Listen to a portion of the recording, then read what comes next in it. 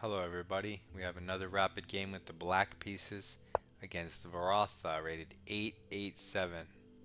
He opens up with e4 hitting the center. We play d6 attacking the center. He plays bishop c4 developing a piece attacking the center. We play knight f6 developing a minor piece attacking the center.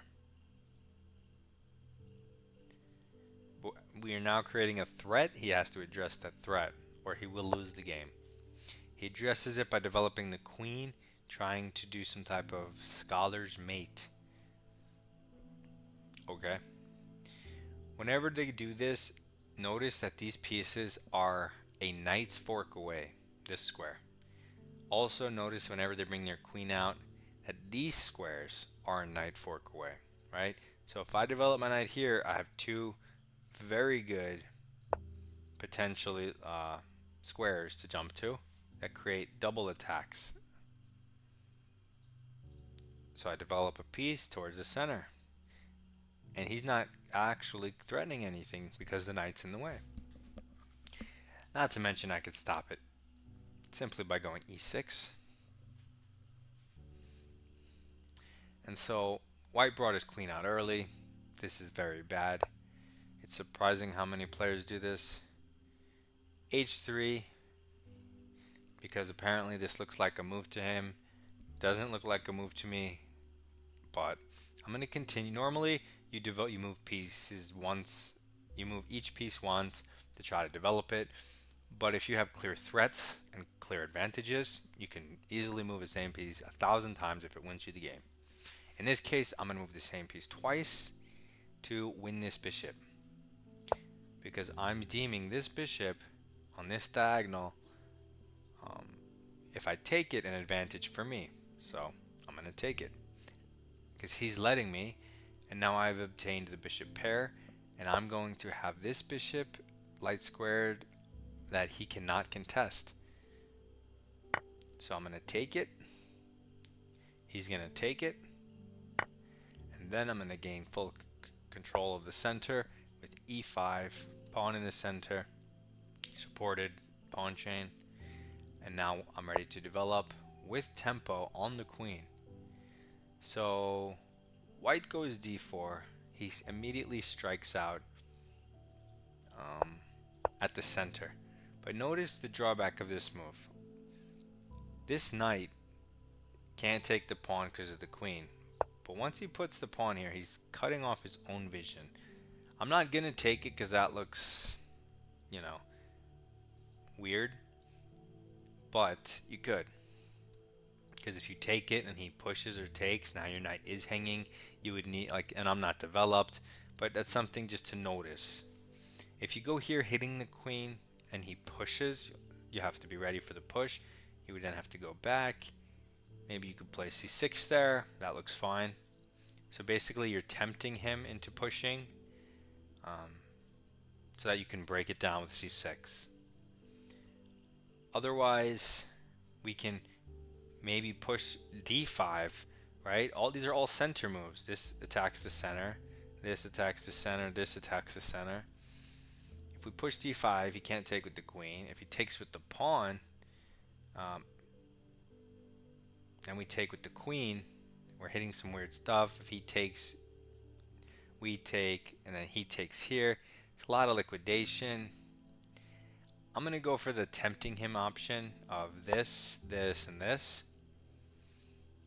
And at the end of the day, what this does is it basically develops a piece for free, because this move isn't good for him, right? This tension was something he could work with. He could develop a knight here and then try to win this pawn, and I would have to come up with ways to defend it.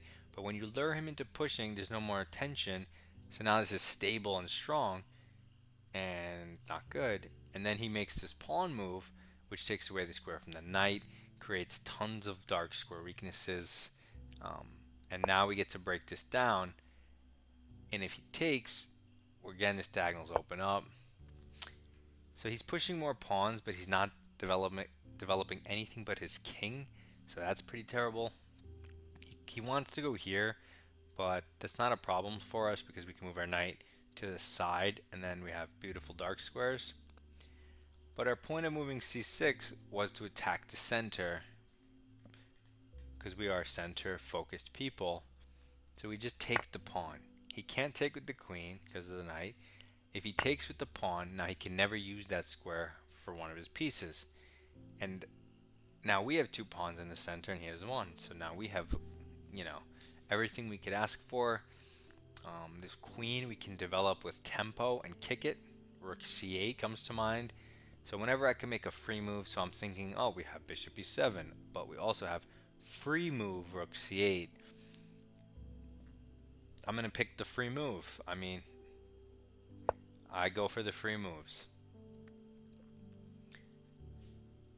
Going here, yeah, it controls a couple squares, but going rook here controls a lot more, and it comes with tempo. You always have to make sure that the piece you're hitting can't move to like a check square or a good threat. Like this, yeah, it's a threat, but not a good threat.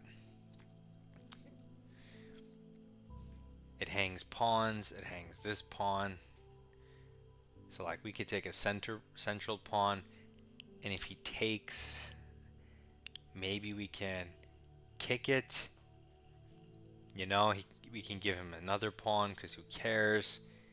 And our position is just strong. We go like queen h4, king goes somewhere. Yeah, I mean that looks terrible for him. That looks really cool for us. I may do it just to show you guys that pawns don't matter. You see, like most of you guys would auto be like, oh, I gotta defend. Oh, I gotta defend.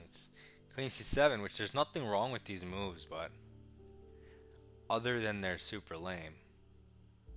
So we're gonna take this pawn, hit the queen, and this opens up the diagonal for our queen to give this check. We could start with the check instead of starting with this, but then then the rook's undefended for when we do this. So let's start with this, which defends the knight, hits the queen, forces him to go away from the rook. He wins another pawn. So now he's up a pawn. Oh yeah, because I took one in the center. So he took two. I took one. He's up a pawn. But even though he's up a pawn, I have all of this development. Right? Look at the availability of squares. And he only has the queen. Granted, his queen touches a lot of squares, but you can't attack three pieces with just the queen. They'll just defend themselves. It makes no sense. So we're going to go and continue developing with tempo. Free moves, right? Boom. He made lots of weaknesses in his position. His king has no safety. It's a weak king. We're going to attack it. Fine.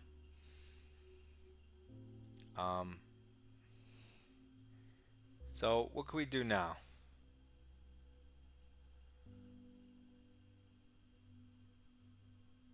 Wow. This traps the queen? He can't go on this because of the rook, right? He can't go here, here, because of the knight. He can't go here because of the knight, pawn, pawn, knight, queen. It's trapped.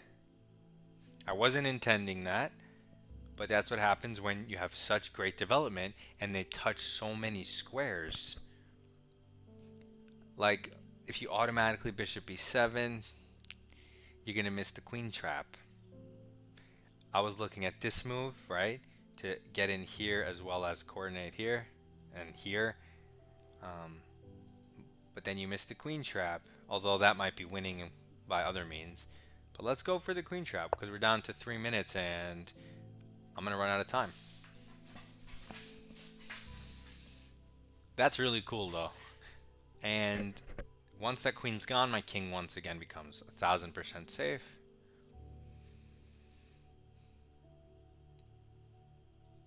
And what a trap. Really cool. Really, really, really cool.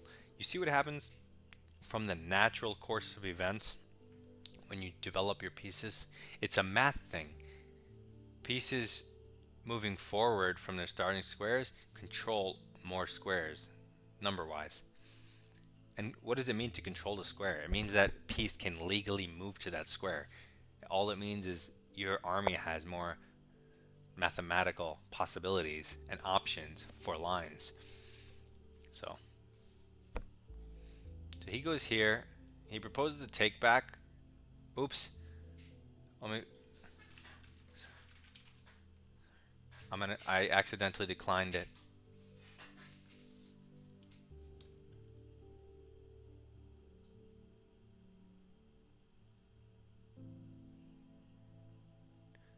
Okay, is he not gonna take it back? Because I'll just take his queen. I mean, okay, he accepted it. Here. Okay, now that he's on the clock. But it's trapped, so what does it matter? I mean, that move's as good as any because he gets the rook. He can only get the rook at this point.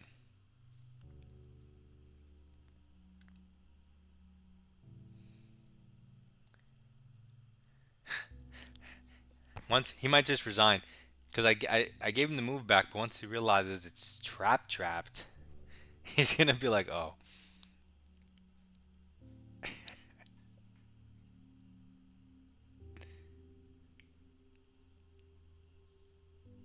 This poor guy.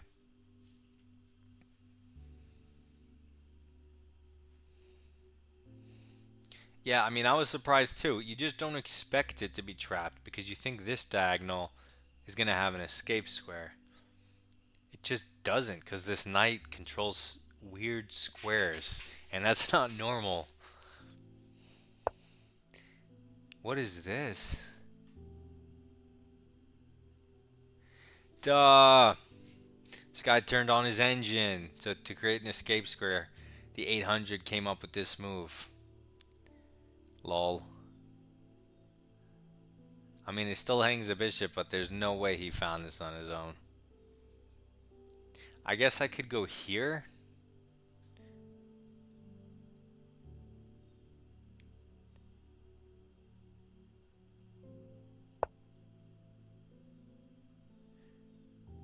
But now I'm risking stuff.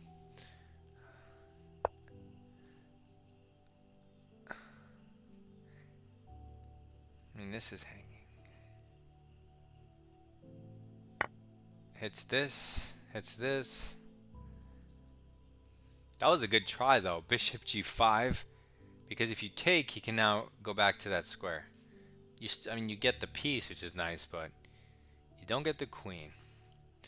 But now his rook can't attack you with tempo without hanging. Also, this is a problem.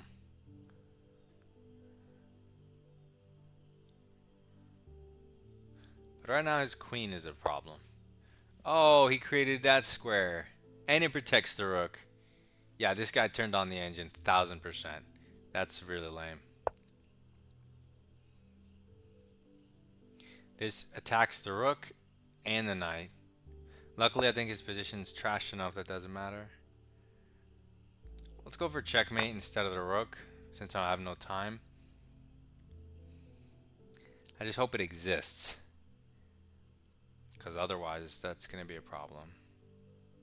Like if he goes here, where's the checkmate? Okay, he goes the other way. That looks wrong. He's on dark squares.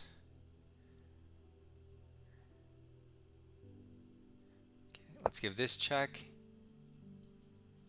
He has to go to the B file. And then this is checkmate. I just want to say, this guy just went from like playing like a complete noob to taking 3 minutes off of his clock, right? And then here, he took like 4 minutes off his clock when I gave him the take back. Came up with this, which is way above 800. And then this, which creates the escape square. It's still not good for him, but there's no way his little brain came up with that. Okay.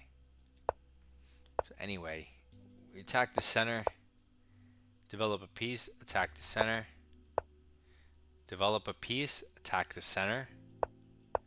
And now we break principles because we break lower principles to do the higher principle of once we take this bishop, I'm going to win the game because I'm going to have just a long-term advantage. So it's just a higher principle, right? Tactics over everything, calculation over everything, because winning the game is winning the game. No one cares about your theoretical square weaknesses if you're getting checkmated.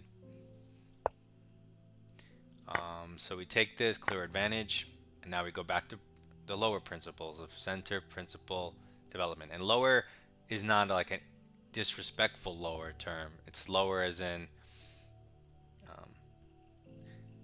guiding principles to lead you to the checkmate. So anyway, e5, center, development. And now stuff is hanging, but I still choose center and development. I lure this. I don't think it's good for him. It kind of lets us do our Philidor thing, c6 attack. And then we attack the center, also development. And then again, center with threats. And now development with threats. And now we hang the pawn. Free stuff, center. Okay, trade of pawns, let's say. But improving a piece for free. For free. And this diagonal is way better. It defends the knight, it eyes the rook, eyes his king, hits the queen, and it's for free. He takes the a pawn. Who cares, right? Even if you don't have the queen trap, like, this isn't good. We have stuff out. We can develop in castle. And he just has this pawn. Can't be good for white. So this is more development for free. Right? So, for free. No. This side. I don't know where it says. I think it's on this side of the layout. So, for free. So he goes this way. And then I notice that there's a queen trap. So tactics because of my great development. And then he does this super suspicious stuff. Which doesn't save him because I keep the attack and the pressure on. But and then there's just a mating sequence because my pieces have phenomenal development. And that's the way the cookie crumbles. So, another nice game. Gave this guy a take back. Maybe I shouldn't have done that. Out of curiosity, I just want to make sure I didn't blunder my queen like in the last game.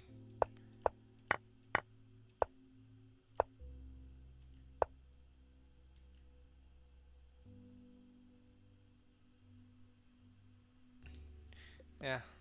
So I mentioned d5. They do like d5. What did we say? We said if we took, he was going to take, we were going to take, and he was going to take. That's what we calculated up to. Here, he's up a pawn. But you have good development. But I mean, his development is going to be easy as well. I guess the reason the computer likes it is you have the immediate this. Of course, he's going to defend against it and play this. But then that would give you the other bishop. Yeah, you're still down a pawn though. I don't really see the necessity in that.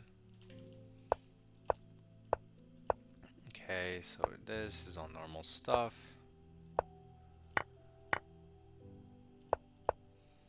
It's already -4, which is insane. Yeah, now you can see like he took the pawn, but it's -4. So that pawn doesn't matter. It's about the position. Always look at the position. Oh, he could go back and block this turn, which is interesting. How bad is it? I mean, you don't want to trade, but how bad is it to trade? Probably not too bad. So he doesn't. He moves the king. Now he gets his queen trapped. And now he finds the best move in the position. Bishop g5. And of course you could take the free piece, but I wanted to try to go alternate ways. And then of course he finds the best move in the position. Knight e2. Then of course he finds the best move.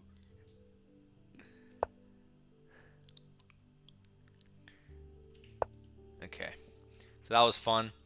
Hopefully you learned something. Center, development, king safety. Do your puzzles, do some puzzle rush. Send me your videos, your games I mean. Good luck in your chess. Goodbye.